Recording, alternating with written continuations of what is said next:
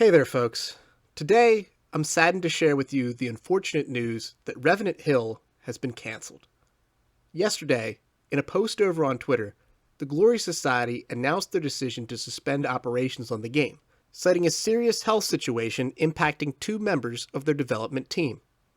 In a follow-up post, Scott Benson identified himself and his wife Bethany as the affected members, and revealed that he's been very sick for about a year now, and has been diagnosed with severe heart failure. This is a lot to take in. So as someone who's tried to be a bit of a standard bearer for the Night in the Woods community these last few months, I wanted to take the time to not only share this news, but process it with all of you in a healthy way. First, it's okay to feel a whole range of emotions about this news. I had just hopped in my car when I saw the tweets, and I sat in stunned silence for a while as I tried to work through my own feelings. A huge part of my day job is helping people process things, so it takes a lot for something to truly floor me. And this certainly did. Obviously, all of us were very excited for Revenant Hill. When the trailer dropped, there was a surge in enthusiasm in this community like I've never seen before. But if we were over the moon about Revenant Hill, then imagine how Scott Benson, who's had this thing kicking around his brain for who knows how long, must have felt about it. He had to be thrilled to show this off, and even more pumped up for us to play it. And I can't even begin to imagine how gutting this must be for him.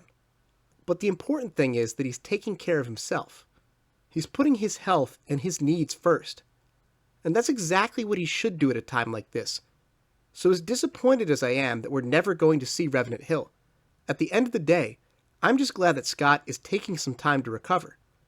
I'm not sure how familiar everyone is with the creation of Night in the Woods, but Scott has been very clear about the fact that his health suffered during its development. He barely slept, to the point where he passed out in his kitchen and had to be woken up by his cat, at which point he discovered he had an open head wound.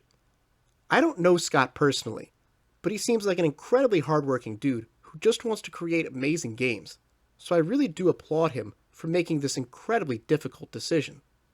So with all that said, what's next for us? Where do we go as a community? Well, I personally think that we should do something for Scott. Something to lift his spirits, and let him know that the community has his back as he takes the time to recover. If you're watching this video, there's a good chance that Night in the Woods has made a profoundly positive impact on your life. And now seems like the perfect time to show Scott what May, Greg, B, and Possum Springs has meant to all of us. Something for Bethany too, because as Scott has made clear multiple times, both in yesterday's post and in others he's made across social media, she's a hero who's helped keep him alive, and is surely going through a lot on her end right now as well.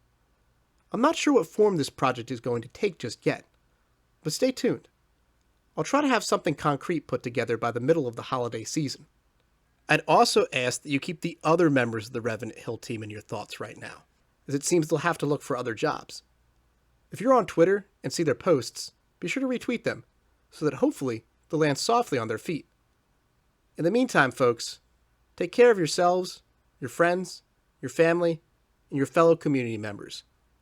And as the Glory Society said in their post, support the people who make the games you love. Whether that's Scott and Bethany, the other members of the Revenant Hill team, or someone else.